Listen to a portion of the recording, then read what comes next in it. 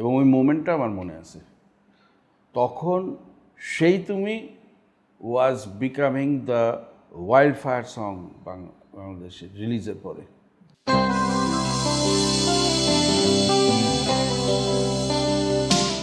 Welcome to News 24. This is your host Munju Ahmed and this is of course Hamin Ahmed. Hamin Bhai from Miles. Hamin Bhai, আমরা সামনে তো basically অগাস্টের 16-তে আইয়ুব বাচ্চুর জন্মদিন। উনি আমাদের সাথে নাই, আপনার খুব ক্লোজ ছিল। একটু যদি মেমোরি শেয়ার করতেন এবং ওনার আসলে কোন দিকটা ভালো লাগতো বা খারাপ লাগতো বা কোন গানগুলো আপনার প্রিয়, ওনার কোন গিটার সলোটা আপনার ভালো লাগে, আমরা একটু ট্রিবিউট চাচ্ছিলাম আপনার কাছ থেকে, একটু শুনতে যাচ্ছিলাম যতটুকু পসিবল। বাচ্চু চিটাগং থেকে এসে ঢাকায় সেটেল ডাউন করে এবং তার মিউজিক্যাল ক্যারিয়ারটা দাঁড় করানোর সাথে মাইলস পুরো ব্যান্ড না, বাট আমার আর মানামের একটা সম্পৃক্ততা ছিল প্রথম থেকে। তো স্টোরিটা আমরা জানি। বাচ্চা আমার সাথে এসে তখন আমি মানাম ও মিলে আমরা জ্যাম করতাম। বাচ্চুর কথা বলতে গেলে প্রথমে যেটা অবশ্যই মেনশন করতে হয় সেটা হচ্ছে অদম্য একটা ইচ্ছা এবং একটা ডিটারমিনেশন যে আমি এটা করবই, এবং সেটার জন্য যা কিছু করার দরকার তার সবই সে করেছে। এক রুমে থাকা, কষ্ট করে থাকা, ইত্যাদি ইত্যাদি ইত্যাদি। একটাই অদম্য ইচ্ছা যে আমি মিউজিক করব। এটাকে বিট করার মতো না। এটা হচ্ছে মানে একদম দ্য গ্রাউন্ড রিয়ালিটি একটা মানুষের, যে সে মিউজিক করতে চায়। এখানে ঢাকায় নামার পরে তার নিজেকে সেভাবে সবার সাথে পরিচয় করিয়েছে এবং সেইখানে আমার সাথে তার ঢাকা আসার পরপরই পরিচয় হয়েছে। ফর্চুনেটলি আমার তখন ইকুইপমেন্ট ছিল, আমি তার ওই ইচ্ছাটা তখনই বুঝতে পারতাম। আমি জানতাম যে হি really is a good player and wants to do good. তা আমার তখন ঢাকা শহরে একটা মার্শাল অ্যাম্প ছিল। এটা হচ্ছে আমার সাথে ওর স্মৃতি। মার্শাল অ্যাম্প ছিল, ড্রাম কিটও। তখনকার শো ম্যাক্সিমাম মাইলসের ইকুইপমেন্ট দিয়েই হতো। ওকে সবসময় আমি আমার অ্যাম্পলিফায়ারটা ব্যবহার করতে দিয়েছি। আমার মনে হয় কিছু কিছু ক্ষেত্রে যেখানে মাইলস বাজায় নাই সেখানেও ওই অ্যাম্পলিফায়ারটা সে ব্যবহার করেছে এবং আই এম ভেরি হ্যাপি যে মানে, কারণ আই রিয়েলাইজ যে ঢাকায় কোনো ইকুইপমেন্ট নাই, অ্যাম্প নাই বাজাবে। তারপরে তো ওই সময়টা আসলো যখন এরাবি আত্মপ্রকাশ করবে। তার পুরোটা পর্যায়ে আমার সাথে টেলিফোনে আলাপ হতো, দেখা হলে কথা হতো, সে জ্যাম করতো। এরাবি পর্যায়ে তখন তার একটাই রিকোয়েস্ট ছিল যে আপনি আমার সাউন্ডটা করতে হবে। শিশু একাডেমি এলআরবির প্রথম আত্মপ্রকাশের যে কনসার্টটা হয়, খুব সাকসেসফুল কনসার্ট, সেটা আমি পুরো শোটা সাউন্ড করেছিলাম এবং that was by that time কবে ছিল? 91 প্রবাবলি 91। এলআরবি মেন অ্যালবামটা রিলিজের তখন মাইলস অলরেডি প্রতিশ্রুতি বার করে, মানে ইটস অলরেডি ওয়াইল্ড ফায়ার হচ্ছে ওই সময়টাতে, এবং তার একাগ্রতা, ওই সেটা এটা সবাই বুঝতে পারত এবং ও গিটার প্লেয়িংটা ক্রমাগত ইমপ্রুভ করতো। তো তখন যা কিছু শো মাইলসের হতো, যা কিছু আসতো, তখন ব্যান্ড যে বলতো এ বাজাবে না ও বাজাবে, তখন সবসময় ওর একটাই কথা ছিল, টোন ভাই আমাকে just keep me in your mind. তো এইটার থেকেই মাইলসের অধিকাংশ তখন মাইলস এলআরবি এইভাবে ডাবল অ্যালবামটা করলো। ডাবল অ্যালবাম অ্যাকসেপ্টেড হলো ডাবল অ্যালবাম হিসেবে। কিছু গান ভালো ছিল, ময়না গানটাতে মানাম বাজাইছিল। মনে হচ্ছে অ্যালবামের কথা বলছেন, ওনার সোলো অ্যালবাম ছিল এটা। ময়না কি সোলো অ্যালবাম ছিল না এলআরবি ছিল? না, সোলো অ্যালবাম। সোলো অ্যালবাম, মাধবীর কথা বলছেন? হ্যাঁ, ওইটা মানাম কয়েকটা ট্র্যাকে কিবোর্ডস বাজাইছিল। এলআরবির টার্নিং পয়েন্ট মানে really the thing was blazing 93-তে, মানে বাম্বার ফার্স্ট ওপেন এয়ার, যেটা বাংলাদেশের হিস্ট্রিতে ফার্স্ট ওপেন এয়ার যেটা টিকেট করে হলো উইমেন্স কমপ্লেক্সের পরে। তখন ও অলরেডি একটা ইমপ্রেশন ক্রিয়েট করা শুরু করে দিয়েছে, everybody he is the good guitar player etcetera. 91 এটার পরে 93-তে ব্লেজিং হয়। 93-তে যখন গুলশান ক্লাব ব্লেজিংটা করে, তখন তারা যখন আমাকে যোগাযোগ করে এটসেট্রা, ওটা স্টেজ তখন আমি সবই করতাম, স্টেজ ডিজাইন এটসেট্রা। তখন বলছিল কে হইতে পারে, তো অবভিয়াসলি ওর সাথে কথা যেরকম ছিল তখন এলআরবি। তখন he just released that album যেখানে সেই তুমি গানটা ছিল, সুখ। এবং ওই মোমেন্টটা আমার মনে আছে। তখন সেই তুমি was becoming the wild fire song বাংলাদেশে রিলিজের পরে। এবং ওই সময়টাতেই blazing 93 is one of the biggest open air, fantastic একটা ওপেন এয়ার কনসার্ট, যেটা ওটার হিস্ট্রিটা ছিল যে ওটা প্রথম কনসার্ট যেটা সন্ধ্যা পর্যন্ত গেছিলো, অন্ধকারের পরেও হয়েছিল।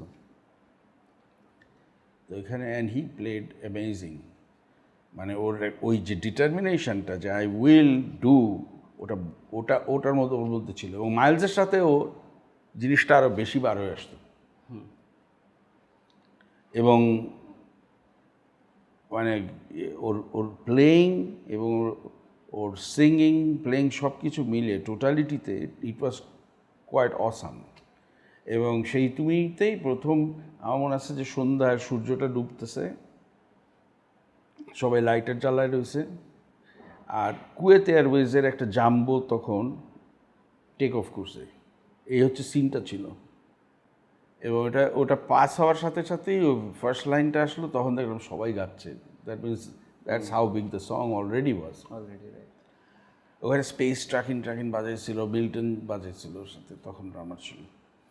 দ্যাট ডিড ইট আর কি, that was the blowing part. তো ওর স্মরণীয় ব্যাপার কতগুলোর মধ্যে হচ্ছে কি, ওর নিজেকে সবসময় ওই ইমপ্রুভমেন্টটা সারাক্ষণ করতে, এবারে কাউকে জানতে দিত না। ওর প্রত্যেক শোতে ওর একটা সিগনেচার ব্যাপার ছিল, যেটা সে সেট করতো যে এই শোতে এটা হবে, ইন্ট্রোডিউস করবো। যেমন বিএটির সেই ফেমাস মিরপুর স্টেডিয়ামে যে শোটা করলো, এটাতে যে ন্যাশনাল অ্যান্থেমটা করলো, এইরকম কিছু জিনিস।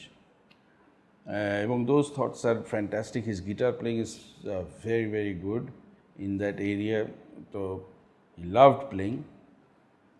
আর খুব হৃদ্যতা ছিল, খুব আনন্দ ফুর্তি পছন্দ করতো, আর কি, আর আবেগটা সেই রকম ছিল। মানে আজকে রেগে গেলে আমি হলাম বস্ট, আবার কালকে হইতেছে যে কি বলেন আপনি, এই ব্যাপারটা তার মধ্যে খুব ন্যাচারালি ছিল। আইয়ুব বাচ্চু বা এলআরবির ওনার আপনার প্রিয় 5টা গানের নাম যদি বলি, ইন অর্ডার অফ প্রিফারেন্স। ঘুমভাঙা শহর, সেই তুমি তো আছেই, চলো বদলে যাই, হ্যাঁ সেই তুমি, তারপরে হচ্ছে নীরবে, নীরবে, তারপরে হচ্ছে মাধবী, অ্যানাদার একটা নাম, আমি নামটা খুঁজতেছি, it's a beautiful song, Rupali guitar. Okay okay. ওনার বাজানো কোন গানের সলোটা আপনার ফেভারিট? ও তো চেঞ্জ করে সব, ওর বাজানোটা রেকর্ডে সেরকম ধরতে পারেনি লাইভে, কারণ কারণ রেকর্ডিংটা অত উন্নত মানের ছিল না তখন। লাইভে যে ইম্প্যাক্টটা হইতো ওইটা মারাত্মক ছিল। এবং মাইলস আর এলআরবির একটা ব্যাপার ছিল যেটা জেমসেরও আছে, সেটা হচ্ছে দ্য রিয়েল প্রফেশনাল আউটপুটটা। Everything has to go perfect. এরা যে কীভাবে প্রত্যেকটা নোট ইজ হ্যাপনিং, এই জিনিসগুলো এখন আর অতটা খেয়াল করে না কেউ। প্রত্যেকটা জিনিস has to happen the way you want it, এটার একটা বিশাল। তো সোলোর মধ্যে আমি বলবো যে মানে চেঞ্জ হয়ে যেটা, সেটার মধ্যে ডেফিনেটলি চলো বদলে যায় পরে এক্সটেন্ড করে যে প্রথম যে একটা আলাপের মতো যেটা একটা প্রিলিউড করে, ওইটা খুব ভালো লাগে, ভালো সব সময় লাগছে। আর ঘুমভাঙা শহরের তোমার ওই আরপিজিওটা, muted arpeggio, that's very catchy. আর নীরবেও বিগিনিংটা, ওকে গ্রেট। ওকে, আমিন ভাই, এখন যে অবস্থা এলআরবির বসের গানগুলো যা হচ্ছে, বা ওনার এবি কিচেন তো নাই, এবং ওনার যত গিটার ছিল around 56 to 58 guitars, electric guitars, then acoustic গিটারও ছিল, সেগুলো আসলে কী অবস্থা? আপনি আপনাদের বাম্বা থেকে বা আপনারা আসলে কোনো প্ল্যান কি করছেন কিনা? এবি কিচেনকে একটা মিউজিয়াম করা যেত, কেন করা গেল না, বা ওইটা বাম্বার আসলে কী দায়িত্ব ছিল?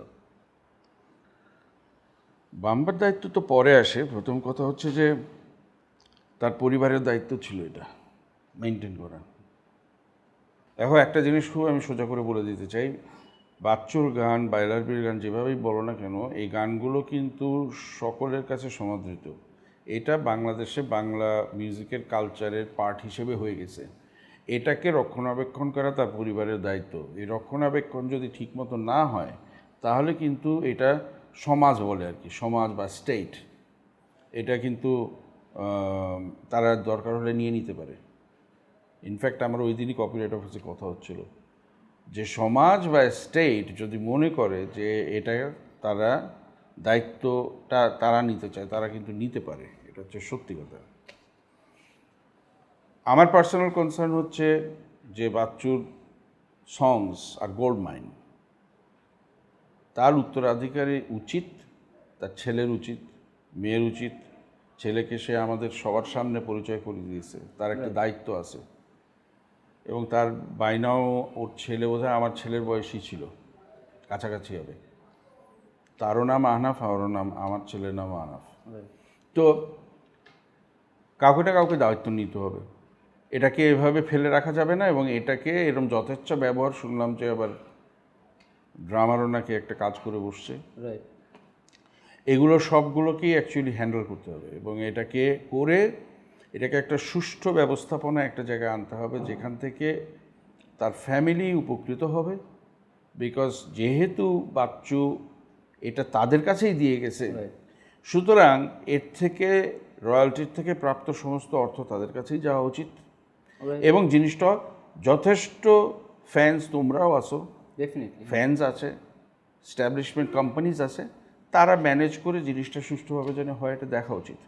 আর অন্য কেউ যদি কাভার করতে চায় সেটা ফ্যামিলির থেকে পারমিশন নিয়ে সেটাও একটা সুষ্ঠুভাবে হওয়া উচিত। গানকে বাঁচিয়ে রাখতে গেলে পরে হয় এটা। এখন তারও বর্তমানে যেটা করতে হবে সেটা হচ্ছে আগে অরিজিনাল মেটেরিয়ালটাকে সুষ্ঠুভাবে ম্যানেজ করে ফেলতে হবে, ম্যানেজ করে তারপরে আর কি কি করা যায় সেটার কথা চিন্তা করতে হবে। এবং এখানে পরিবারের দায়িত্ব অনেক, এবং আমি বারবার এমফেসিস দিব, আমার কথা হচ্ছে যে এলআরপি, দ্যাট ইজ বাচ্চু বেঁচে থাকতে বাম্বার একটা মেম্বার ছিল, অত্যন্ত গুরুত্বপূর্ণ মেম্বার ছিল। এবং পরে কি হয়েছে না হয়েছে সেসবের উত্তর তো দিলামই, কিন্তু তার আগের যত বছর বাম্বার সাথে সম্পৃক্ততা আছে সেখান থেকে বাম্বা ব্যাপারটা নিয়ে কনসার্নড। এটা অ্যাসোসিয়েশন চায় না যে তার এরকম একটা ইম্পর্টেন্ট মেম্বারের গানগুলো যত্রতত্র যা খুশি তাই মনে করে কেউ করতে পারবে, এবং আমরা যথেষ্ট উদাহরণ দেখে আসছি।